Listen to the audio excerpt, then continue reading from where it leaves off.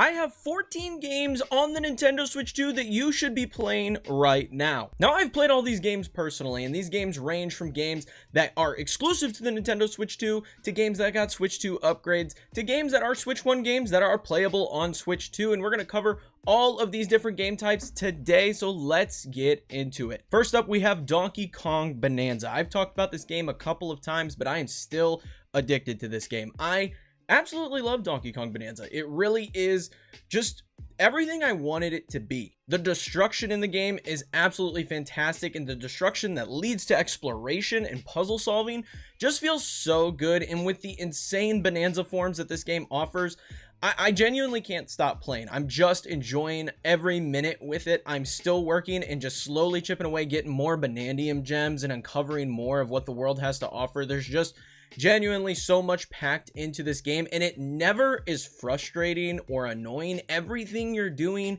is just fun in this game, and the world looks fantastic. Yes, there are some frame dips from time to time, but they're so few and far between, and they're so quick when they happen that they never seem to bother me. They never seem to hinder the experience of me playing this game. Genuinely, the way I would describe this game when you're playing it is just pure joy. It's just fun. Not to mention that the actual voice acting for Pauline and the story that you're going through is fairly interesting for a Nintendo game of this style. It's actually engaging. I kind of want to know what's going on the further I get into the story. I just genuinely, from coming off of Mario Odyssey and enjoying that game so much to now getting this game and it being so similar yet so different and just being such an improvement over what Mario Odyssey was, I cannot recommend this game enough. Genuinely, now it's my favorite 3D platformer, even more so than Mario Odyssey. It's just so well done. We got the bonus rooms that are super fun, especially the ones that are like callbacks to the older Donkey Kong games that are the side-scrolling games. That's really awesome. All of the different enemy types that you encounter and the way that Donkey Kong can interact with the terrain and climb everything. Genuinely, like, the fact that the entire world is destructible just opens up so many possibilities. And I really like the Banandium gems in this game because they feel more meaningful than the moons did in Mario Odyssey. They just feel like they always have a purpose with where they were placed. Even if you randomly pound through, the wall of the cave and you find one and stumble across it, it still feels good because you look around and you see, oh, there was a puzzle here that I was supposed to find. But because of the nature of Nintendo games now, where they kind of just are like, here's what you should do, but do whatever you want as long as you get to the objective and have fun. That's like what Donkey Kong Bonanza is to a T. It's like there is a solution, but much like Tears of the Kingdom, where you can just slap stuff together and figure it out, Donkey Kong Bonanza gives you the tools to figure out any puzzle in your own way, in ways that maybe the developers didn't even think of. And I think that's just so much fun in this particular game. So I cannot recommend it enough. It really is a must-play game. I would be surprised if this isn't a Game of the Year contender this year. Next up is Rooftops and Alleys, and this was a game that I actually was going to talk about in the last video, and I forgot to add it to my list, so I completely forgot about it. But this is a new indie game that came out that is a parkour simulator game. Very cool game. I really enjoy it, and I will say the one gripe that I have with the game is there is a steep learning curve here. If you want to start pulling off some fantastic parkour moves, you really got to put some time in to learn all the controls and learn all the different maneuvers and stuff. But overall, the game is a lot of fun. There's a handful of different locations that you can visit. There's different challenge modes, whether it be time trials or trying to get the highest trick score. Honestly, the game as a whole reminds me of something similar to Skate, where you're just kind of doing the different tasks and trying to get different scores. There are some collectibles that you can find, and they will unlock additional costumes and things of like that nature for your character. It's just overall a really fun game. I really enjoy every time I hop back in and just do a little bit of running around. It's kind of therapeutic in that way, that you can just kind of hop in and run around and have a good time. Really, really solid indie game that you could pick up on the eShop. Next up, I have Wild Hearts S, and I've talked about this game a handful of times. I really like this game. This is a monster hunting game with a little twist on the formula, different from other monster hunting games that you're familiar with, because you can summon these constructs out of nowhere and just start jumping high up into the air or spring trapping yourself to the side to avoid attacks, or you can combine them to form big walls or hammers that can affect how you interact with the monsters that you're fighting. And the monsters are larger than life in this game. And that's what makes this game so incredibly satisfying, is because a lot of the environments are extremely destructible, allowing these giant monsters to really feel giant when they're tearing through trees and rocks and things of that nature. It's just a really well done game with that standard hunting addictive loop where you're just going in, you're taking monsters out, you're gathering their parts, and you're getting better gear to continue hunting stronger and stronger monsters. The story's not something that I'm ever really that interested in these games, and that stands true here in Wild Hearts S. I'm not like super invested in what's going on in the story, but I love hunting the monsters, and the fights are so intense, and the multiplayer is really well done. The multiplayer I've had no issues with, no disconnects, nothing of that nature. I've just been having a great time hunting online with people, and I like the fact that this game is kind of a reboot of sorts for Wild Hearts, because this did come out on older consoles a while back, but this game split from EA, meaning that EA has no ties because they cut support for the original version because it wasn't doing well enough in their opinion. So now this game's kind of on its own, and I really like that they have the ability to kind of flesh this idea out that they had and provide new updates. I'm really hoping to see this game get some future updates and some future maybe DLC down the road, because I'm enjoying this game immensely. As far as performance goes, the game looks good, and it does not run at 60 frames per second. It runs somewhere in the middle of 30 and 60 frames per second. It's looking more like a 45 frames a second game. But honestly, it runs smooth enough that I really don't notice like any sort of issues from the frame rate. Like, I'm still having a great time. It doesn't feel like I'm unable to dodge attacks because of the frame rate. It just feels good. So all in all, really enjoying Wild Hearts S. It's a game you can really sink a ton of time into. Next up, I have Shadow Labyrinth for you today, and Shadow Labyrinth is just weird. It's weird because it's a Pac-Man Metroidvania game, a combo that I never thought would happen, but I'm kind of glad that we got.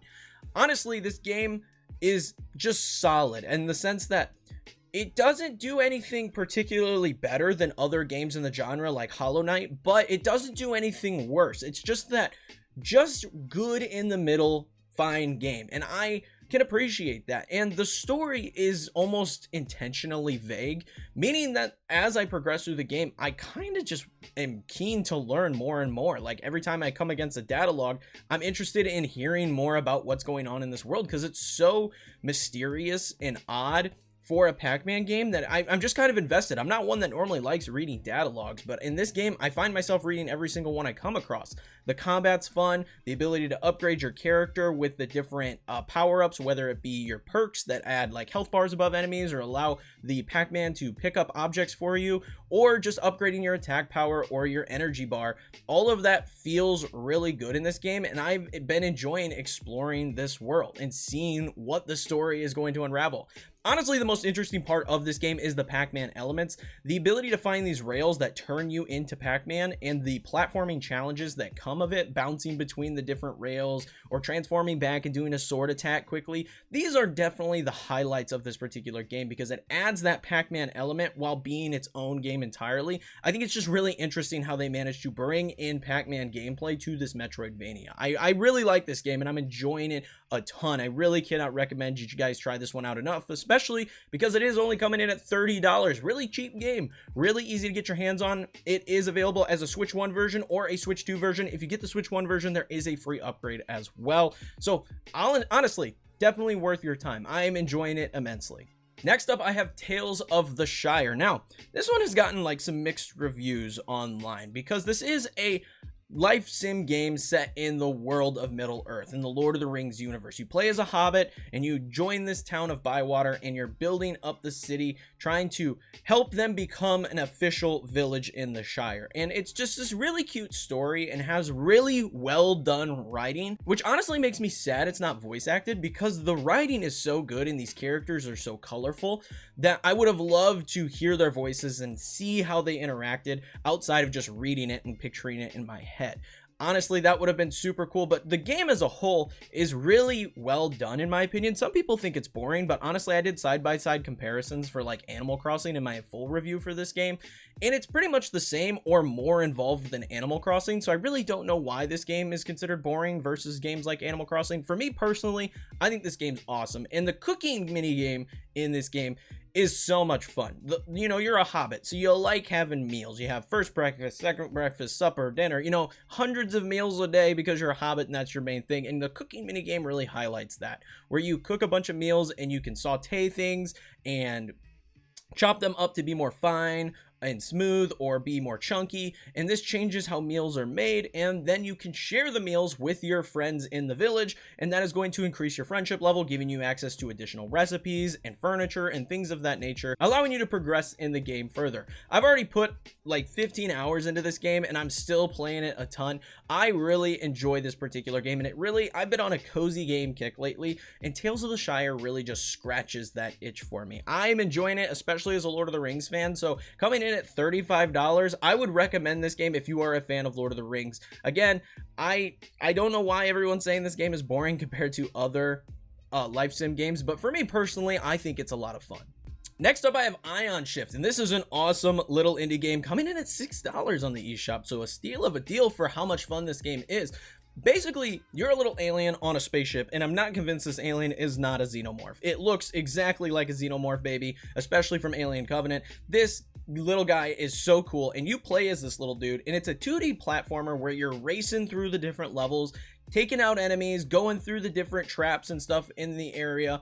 It's really simple in concept, but once you really figure out the movement and figure out how to control the little guy, it is a blast. And this is a game that immediately, I'm a fan of Alien, I'm a fan of horror in general, and being behind the wheel of the monster just is so much fun and put this game on my radar, so I immediately wanted to play this game, and I'm glad I did, because it is such a blast. It's not a very long game, but there is some replay value. You can go back through and try to complete the levels in faster times, or complete them on harder difficulties, giving you a lot of reasons to hop back in and see how quickly you can take out these missions, or how difficult you can make the game and actually complete the missions. It's a really fun game, and again, just the fact that you're playing as a little xenomorph really puts this game over the top for me personally. Next up, I have Slopecrashers, and this one is a blast. Let me tell you, I'm still playing this game. I reviewed it the other day on the channel. I'm enjoying it quite a bit. It's a combination of if you put Mario Kart, SSX, Snowboard Kids, all those things into this game, but you're playing as these crazy little animals that you can fully customize and put different costumes on. It's just a lot of fun. You're racing down mountains, you're doing a bunch of tricks, there's different gliders or grappling hooks that you can get to change how you traverse through different maps and go through shortcuts and things of that nature, and there's tons of game modes that you are able to play in this game, even boss battles, which I really wasn't anticipating in a snowboarding game, but it's super cool. There's genuinely like a ton of fun game modes in this game, and just the style and the colors, it takes me back to playing SSX on tour as a kid on the GameCube. That's immediately where my brain went with this particular game. I absolutely love it. It's just, it takes me back. That's all I can really say is this game takes me back. It's coming in at $18 on the eShop. Really fantastic game, and there is online multiplayer, and it is fully crossplay, which is fantastic. You can squad up with friends, do some races, have a good time. There's also split screen co-op. It's just all around a well put together game, and it has a lot of content packed into it for a small price tag. And honestly, again, if you're anyone that played those games like Snowboard Kids or SSX growing up, this hits that chord. It hits that itch that you're looking for with those particular games. I really like Slopecrashers quite a bit. Next up, we have a free game on the list, but it got a Switch 2 upgrade. We're looking at Apex Legends. This game is fantastic on the Nintendo Switch 2. I already reviewed it and talked about all my thoughts, but man, oh man, I'm addicted to Apex Legends on the Switch 2. It just is everything I wanted it to be. I'm a longtime fan of Apex Legends. I played it a ton with some friends in college, and the Switch 2 version just brings it up to par with other systems, and it's smooth as butter. 60 frames per second, the gameplay is perfect, and the control schemes are what really pushes this game over the edge, in my opinion. You can play with the gamepad, you can play with the mouse controls, which honestly I wasn't a fan of, and I'm surprised because I like the mouse controls in Fortnite. I just feel Apex is a little too fast for the Joy-Con mouse control. Putting in all the button commands with the way you're holding the controller just doesn't feel quite right. For me personally, let me know in the comments below if you played Apex and you have a differing opinion, but yeah, it just the mouse controls didn't line up for me. But the gyro controls are money. I absolutely love the gyro controls. They just feel so good. I use my right stick to do most of my aiming, but then when I want to feather a shot, I just move my controller a little bit and it feels perfect. It really just takes Apex to the next level on the Switch 2, making it my favorite place to play Apex Legends. It just feels really good. everything's there. Ranked is there. I've been playing a ton of ranked with my friends, and we've been getting a lot of wins. It's just a really good experience on the Switch 2, and honestly, with how good it looks, I'm just blown away by it. I absolutely love Apex on the Switch 2, and one that I'm super hooked on. I cannot stop playing. I think I've already got like 10 to 12 hours on it in the last week since it's been out. I've just been playing it a ton. Next up, I have Chillin By The Fire, and this was a game that kind of got roasted, pun intended, on the Nintendo Partner Direct. It's a game about building campfires, and honestly, it sounds goofy because it is, but leave a comment below. Let me know if you're like me. I like building campfires. I like the process of getting your wood situated in such a way that it's going to light properly and get warm enough, and then, you know, adding bigger logs on. I enjoy that process, and that's what this game does. They have tons of different locations that you can visit with varying difficulties based on the weather conditions, whether it's raining or snowing. That makes the wood more wet, so you got to dry out the wood to add to your fire, and the goal is to just basically build the biggest fire possible. There is also a couple other game modes that you have access to in this game to spice things up and change the difficulty level a little bit.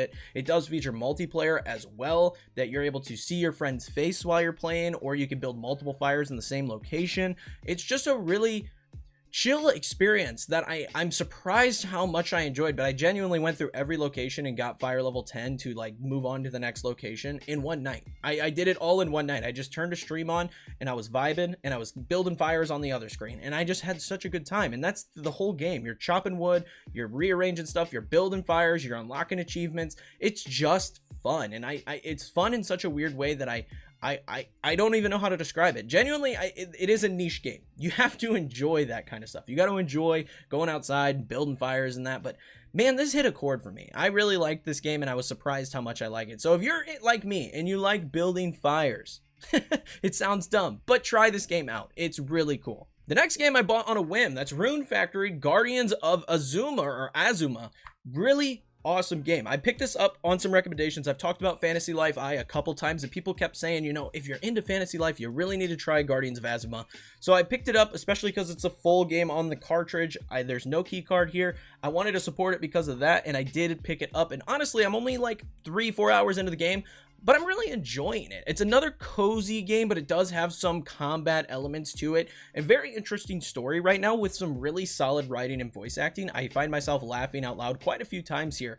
The game's just really well done in that regard, but the city building aspect is also really fun. Doing your farming and building up different locations, and rather than in like other life sims where you are the person that has to deal with the farming and the, you know, storefronts and things of that nature, in this game, you can find new villagers to come into your town and assign them roles, so that way they run everything. They farm, they chop lumber, they do everything for you while you're out adventuring. And I think that's a really fun combo, because you can still do everything. You can still go farm and do all that stuff, but you can assign more people so you can continue exploring and leveling up and doing that. I really like that. There's also like a friendship level thing, and I'm assuming at some point there will be a relationship type scheme in this game, just based on the interactions I've had with some of the characters. So you're talking to your villagers every day, you're doing side quests for them, and you're ranking up your friendship level. All of that's really cool and leads to this really deep game. There's a lot of stuff going on in this game, and I just unlocked the ability to travel out farther to other locations and more cities to build up.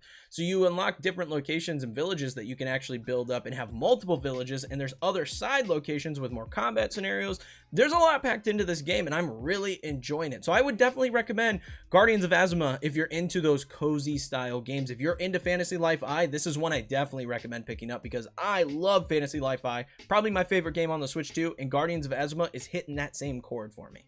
Next up is Fall Guys, an oldie but a goodie. And the reason Fall Guys is on this list is because it actually just got a Switch 2 upgrade where it is running at 60 frames per second. Now, I really can't tell personally if they updated the textures. It looks personally like they updated the textures just a little bit. It doesn't look as fuzzy as when I tested the game, when I tested out the free Switch games, but I can't tell 100%, but the game is running super smooth. So if you're a fan of Fall Guys and you have a Switch 2, it's definitely a solid place to go play Fall Guys. There's not really a whole lot more to say other than the game is running really nicely now. So I would definitely recommend, if you're into Fall Guys, check it out there. I left it on my system because I enjoy playing Fall Guys from time to time, especially with the wife. So I left it on my system, and I'll probably hop in and play from time to time. It's just a good time. I actually got a win from hopping in to test out this update. I got a win, so that was pretty cool. So, you know, Fall Guys, really good time. The next one is a game that I put an asterisk next to you need to play right now, and that's Pokemon Friends. This game was announced during the Pokemon presentation back in July,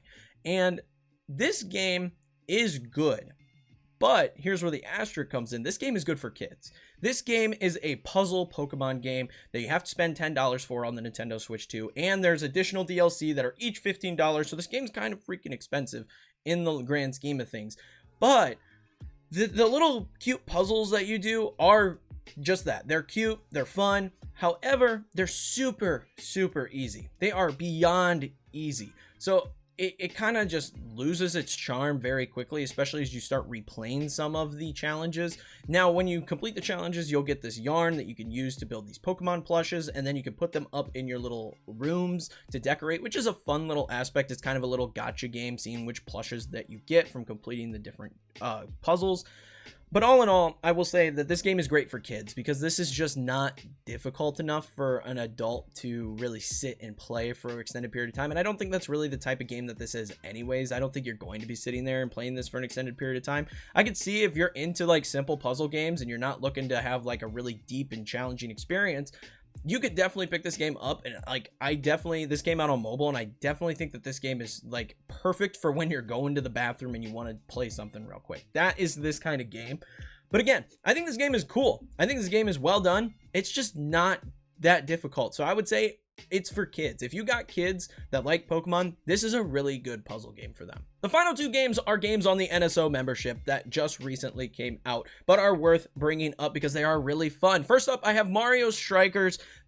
Awesome. I mean, do I really have to say much more than that? This game is just awesome. It's really good. It's probably the best Mario Strikers game. And yeah, it's just fun. It's just fun. I hopped in and I was hooked. I was just playing. I was having a good time. I got stuff for this video and I was like, I'm going to keep playing. I'm going to have a good time with this. If you like soccer, if you like Mario, this game is awesome. This game is just a really good time. Really fun couch co-op game. Just all around. Fun game. The next one is more interesting in my opinion, simply because it was taking a step beyond just updating it and putting it on NSO. They took it a little step further, and that's Mario Paint. This game actually got mouse control support, which is so cool. Genuinely so cool, because you can use the mouse controls to draw whatever you want in Mario Paint. You can, you know, do everything with the mouse controls, and I think that's such a solid thing and very exciting, honestly, for the NSO program, because that excites me for games like DS games that could be coming to the Nintendo Switch 2 online service, or games like Wii games that use the motion controls, because they can take those games and they can update them just slightly so they support the Joy-Cons in a new way and give us more experiences that are really awesome. So this not only is cool in its own right because it's a fun game, but it's also cool for the future of NSO and what other games could be brought to the system. So yeah, Mario Strikers and Mario Paint definitely worth checking out on the NSO service. But that's going to be it for the 14 games that I am playing on the Nintendo Switch 2 in the last month or so. I did another video like this, so if you're interested in the original video, I will have it linked in the description below. Let me know in the comments below what other games you guys are playing on the Nintendo Switch 2 right now. But that is going to be it. Leave a like, comment, and subscribe because it helps me out, helps the video out, and helps the channel out immensely. But until next time, peace.